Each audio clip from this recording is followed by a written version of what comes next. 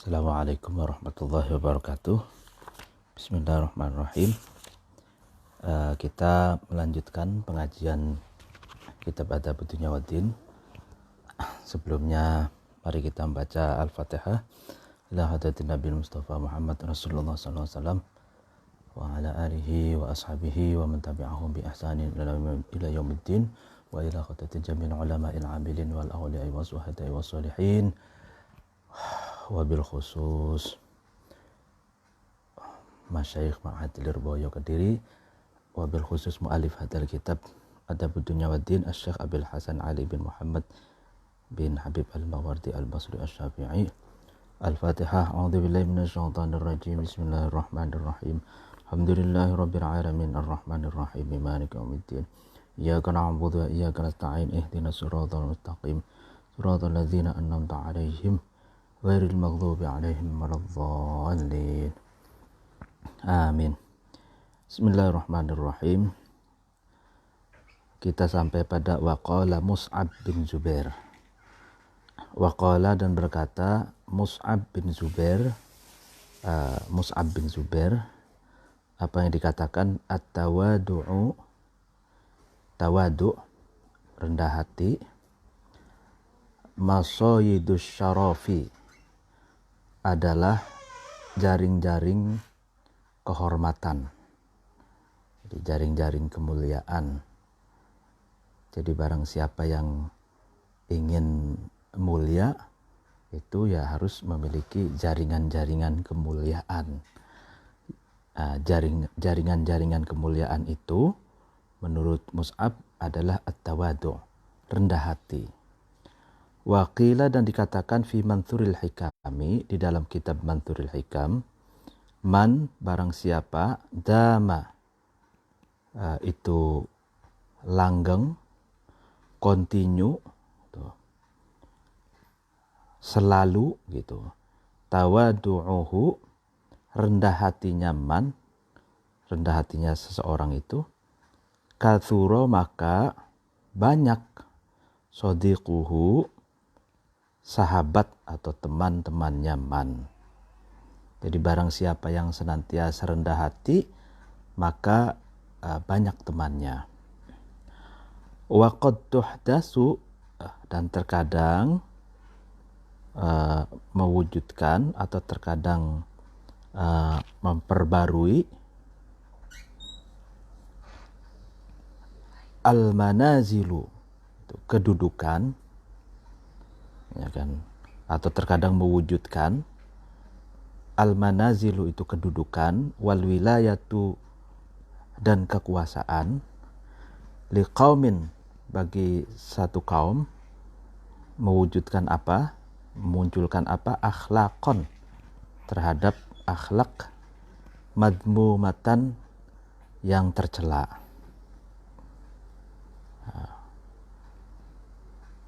Yudhiruha, yang menampakkan atau memunculkan ha, terhadap akhlak madmumah itu, su'u tibaihim, buruknya watak-wataknya kaum.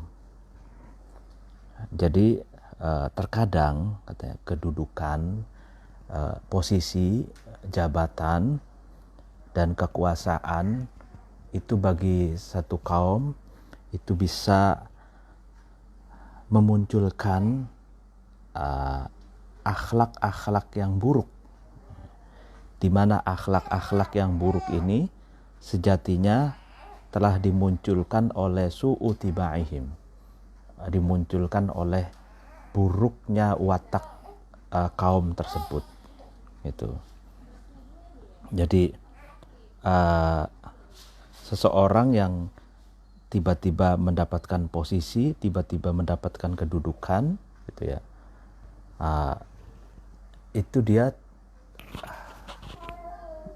boleh jadi akan muncul akhlak madmumah, akhlak yang buruk, sebab di dalam dirinya itu memiliki su'u tibaihim, tabiat atau watak yang buruk gitu.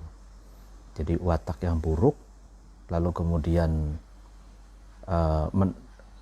seseorang yang memiliki watak yang buruk, tahu-tahu mendapatkan kedudukan, tahu-tahu mendapatkan kekuasaan. Nah, sehingga watak yang buruk itu memunculkan ke permukaan akhlak-akhlak yang tercela gitu. Wali akharina, dan bagi yang lain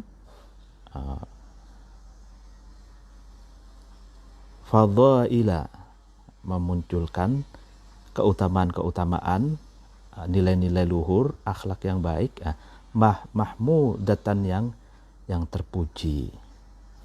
Ya, tapi kedudukan dan kekuasaan pun bagi sebagian yang lain itu dapat memunculkan nilai-nilai luhur, akhlak-akhlak mulia itu. Yab'atsu, yang membangkitkan, alaiha, atas fadhail mahmudah, zaka'u mihim, bagusnya watak-wataknya akhirin. Jadi bagi sebagian yang lain, sebagian orang yang lain, justru kedudukan, posisi dan kekuasaan itu justru akan dapat menciptakan nilai-nilai luhur, menciptakan akhlak-akhlak mulia, ya kan, memperjuangkan nilai-nilai kemanusiaan, memperjuangkan nilai-nilai mulia gitu. Di mana nilai-nilai mulia dan akhlak-akhlak yang agung ini sejatinya telah dibangkitkan oleh zaka'u shibihim. Jadi wataknya orang-orang itu yang baiknya watak gitu. Jadi bagi orang yang memiliki watak yang baik, watak yang bersih gitu, dia ketika mendapatkan kekuasaan, ketika mendapatkan kedudukan, maka kedudukan itu dimanfaatkan, maka kekuasaan itu dimanfaatkan untuk memperjuangkan itu kan nilai-nilai luhur, untuk memperjuangkan program-program yang pro kerakyatan dan kemanusiaan itu. Li'anna litaqallubil ahwali, ya kan, karena sesungguhnya bolak-baliknya keadaan atau dinamika keadaan, sakrotun, itu terdapat candu atau terdapat kemabukan gitu. Sakrotun itu mabuk gitu. Tudhiru, di mana sakroh itu dapat memunculkan ke permukaan, minal akhlaki, dari akhlak-akhlak, maknunaha, terhadap akhlak-akhlak yang disimpan itu. Jadi dinamika taqallubil ahwal, dinamika situasi dan kondisi, atau situasi dan kondisi yang dinamis, dan kondisi yang transformatif gitu.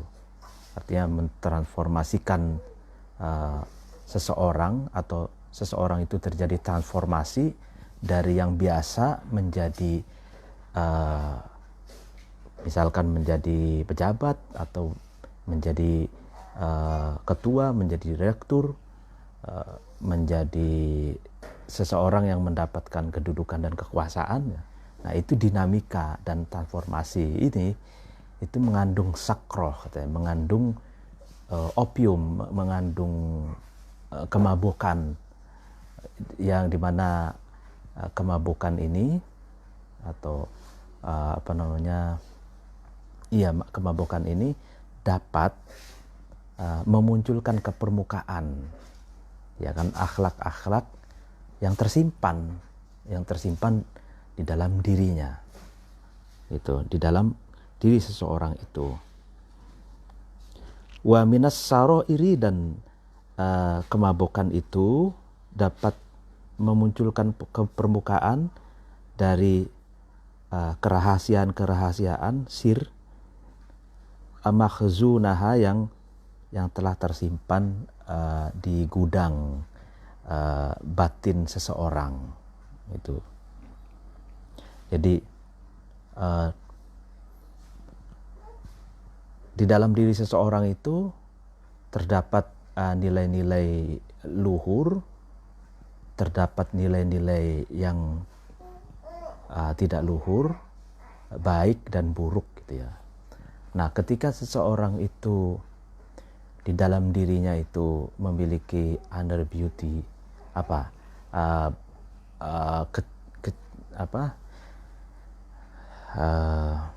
kecantikan dalam gitu ya, akhlak yang baik gitu, maka ketika seseorang itu ya di dalam dirinya terdapat atau di dalam gudang dirinya itu terdapat akhlak yang baik, nilai-nilai luhur, ya kan. Nah, ketika dia terjadi transformasi itu, misalkan dari orang biasa menjadi pejabat atau memiliki kekuasaan, memiliki kedudukan, terjadi transformasi itu, maka nilai-nilai luhur dan akhlak-akhlak yang baik yang tersimpan di dalam dirinya itu akan muncul ke permukaan gitu. Begitupun sebaliknya, kalau terdapat akhlak yang buruk di dalam dirinya, maka ketika terjadi transformasi dari orang biasa menjadi kuasa, memiliki kedudukan, maka dengan kedudukan itu akhlak yang tersimpan itu menjadi muncul juga ke permukaan. Nah, gitu. La siyama, apalagi gitu, ida hajamat, ketika taqallubul ahwal itu atau perubahan keadaan situasi itu terjadi secara ofensif, terjadi secara agresif gitu. Min ghairi tadrijin, dengan tanpa adanya tahapan-tahapan gitu. Jadi transformasinya, dinamikanya itu secara agresif, terjadi tanpa ada jeda, terjadi tanpa ada tahapan-tahapan, langsung itu. Wa torokot, dan mengetuk. Torokot itu mengetuk atau membentur-benturkan gitu ya, mengetuk gitu. Taqallubul ahwal itu menekan dinamika dan transformasi keadaan itu, min ghairi ta'ahubin, dengan tanpa adanya persiapan-persiapan, ya kan. Jadi kadang kan perubahan situasi seseorang itu seringkali itu tanpa ada persiapan gitu. Nah, tanpa ada jeda dan tanpa ada tahapan-tahapan. Nah, kalau situasinya seperti ini, maka ini lebih rentan. Artinya secara psikologis seorang itu akan jumping itu terjadi kekagetan, jadi shock culture gitu, kaget dengan situasi gitu. Kalau seseorang terjadi transformasi itu melalui tahapan-tahapan perubahannya itu, maka dia akan tidak mengalami kekagetan. Tapi kalau transformasinya itu, perubahannya itu tanpa ada tahapan, maka dia akan mengalami kekagetan atau istilahnya shock culture gitu ya, kaget gitu. Dan boleh jadi dia belum siap dengan perubahan itu, sehingga terjadi bermunculanlah akhlak-akhlak yang baik ataupun yang buruk yang tertanam di dalam dirinya tanpa kontrol gitu. Waqad qala, dan sungguh berkata ba'dul hukama'i, sebagian bijak bestari, ya kan, apa yang dikatakan fi taqallubil ahwali, ya, di dalam bolak-baliknya keadaan, di dalam perubahan atau dinamika keadaan, tu'rafu, dikenali, diketahui, jawahirur rijali, sifat-sifatnya atau watak-wataknya seseorang itu. Nah, jadi rijal di sini itu bukan dalam pengertian fisik laki-laki, tapi semua manusia gitu, baik laki-laki maupun perempuan. Jadi fi taqallubil ahwali tu'rafu jawahirul rijali, di dalam perubahan keadaan gitu kan, itu dikenali watak seseorang gitu. Jadi lihat saja misalkan kalau orang dalam keadaan miskin misalkan ya, lalu kemudian dia berubah menjadi kaya.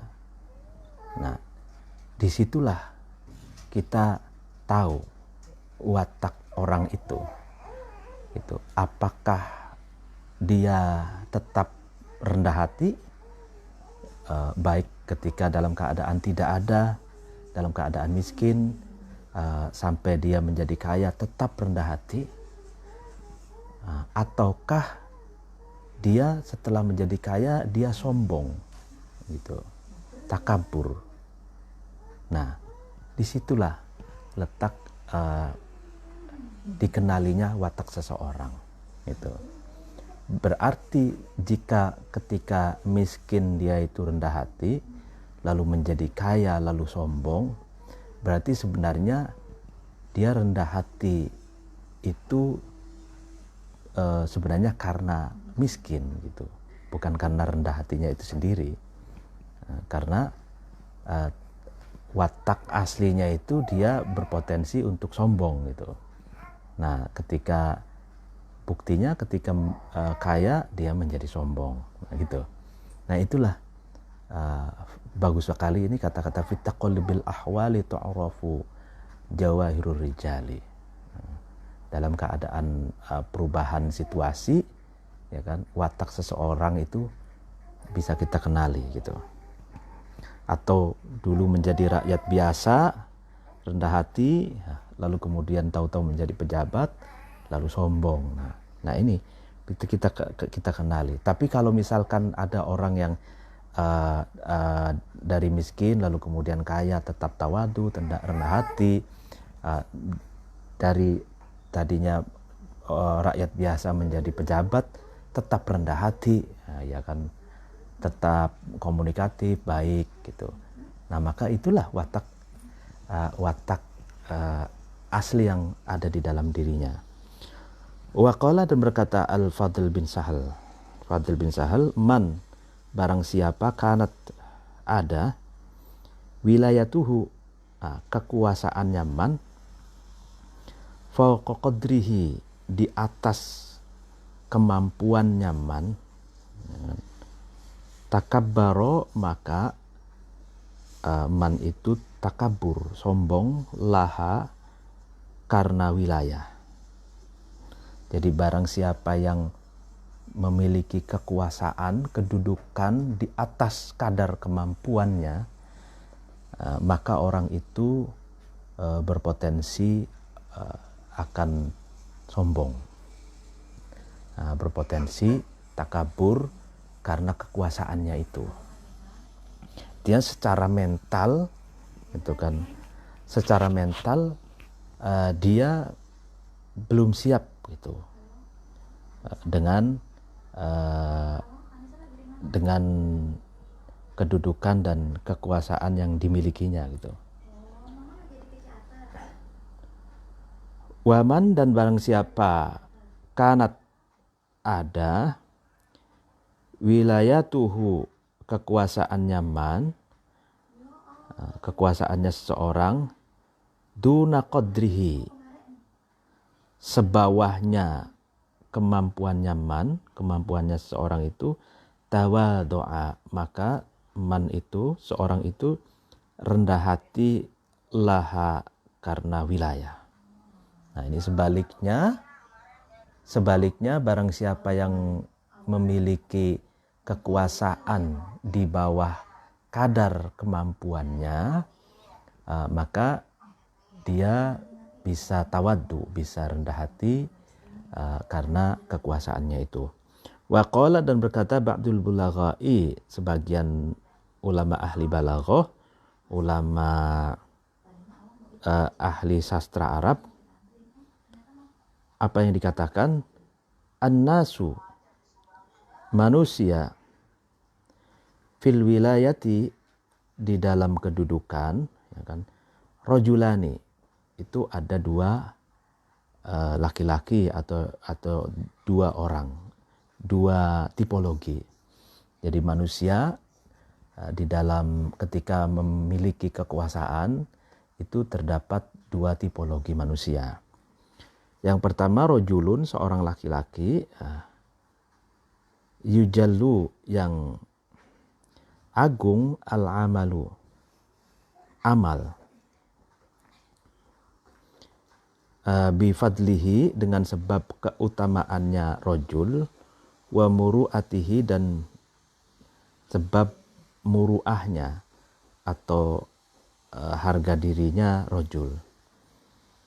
Jadi ada seseorang yang aktivitasnya itu menjadi agung dengan sebab keagungan, kemuliaan dan marwah atau harga dirinya seorang laki-laki itu. Jadi kedudukan atau aktivitas yang dia lakukan itu menjadi mulia itu karena akhlak, karakter dan watak seseorang itu yang mempengaruhinya, yaitu akhlaknya mulia, akhlaknya agung dan memiliki marwah gitu. Yang kedua warojulun, ya kan, dan seorang laki-laki, bukan yujallu tadi, yajullu yang agung, laki-laki ini bil amali dengan sebab perbuatannya, linaksihi karena kurangnya rojul, wadana atihi dan karena rendahnya seorang rojul. Nah ini, jadi kalau tadi itu kan tipologi yang pertama itu kan seseorang yang amalnya itu bisa agung dengan sebab keagungan, kemuliaan dan marwah laki-laki itu. Nah yang tipologi yang kedua, seorang laki-laki atau seseorang lah ya, laki-laki maupun perempuan yang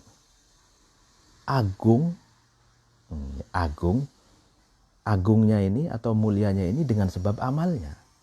Karena laki-laki itu sendiri itu adalah sosok yang kurang, sosok yang akhlaknya rendah gitu, dan sosok yang akhlaknya buruk gitu. Jadi di dalam kekuasaan pun begitu. Jadi seseorang yang memang karakternya aslinya itu agung, mulia, baik.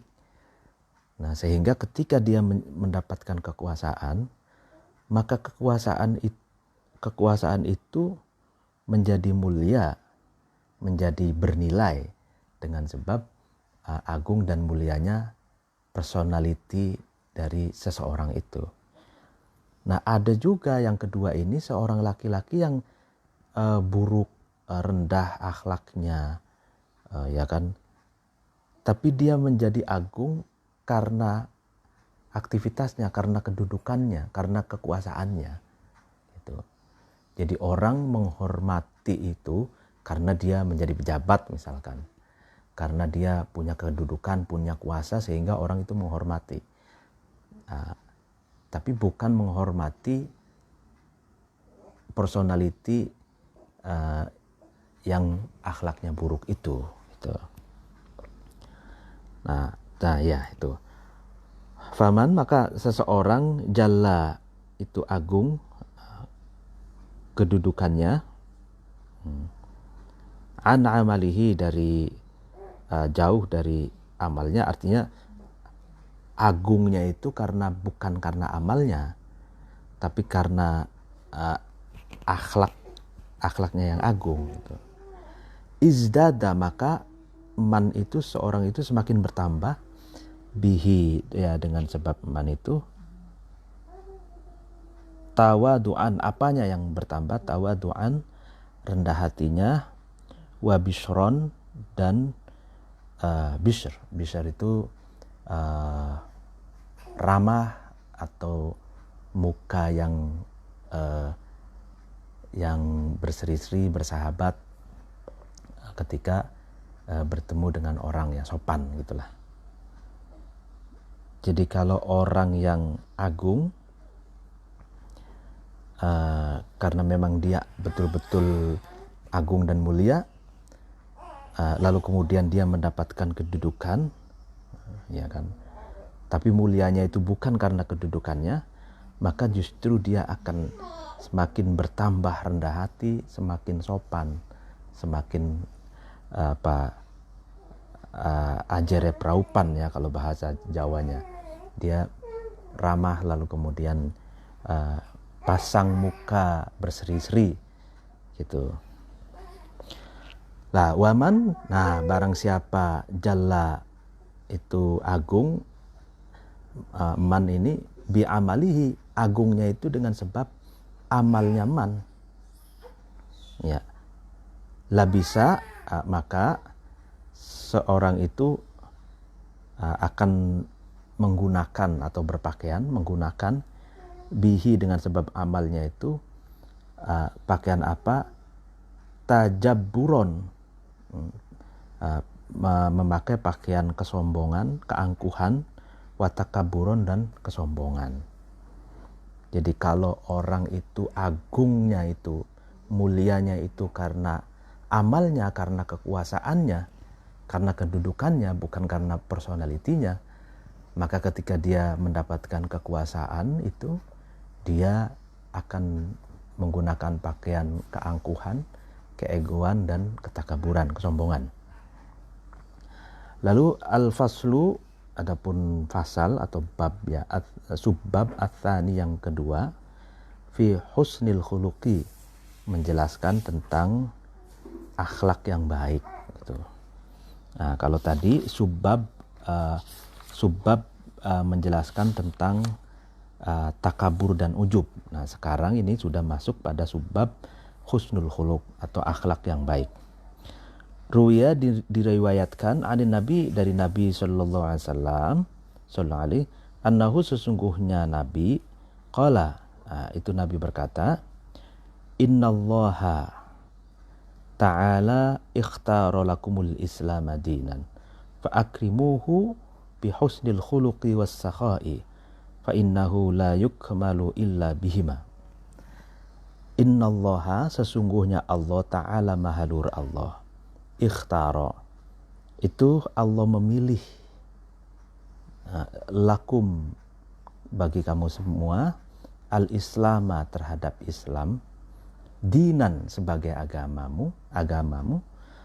Nah, fa'akrimuhu, maka muliakanlah kamu sekalian hu, terhadap Islam, la yukmalu, itu tidak disempurnakan,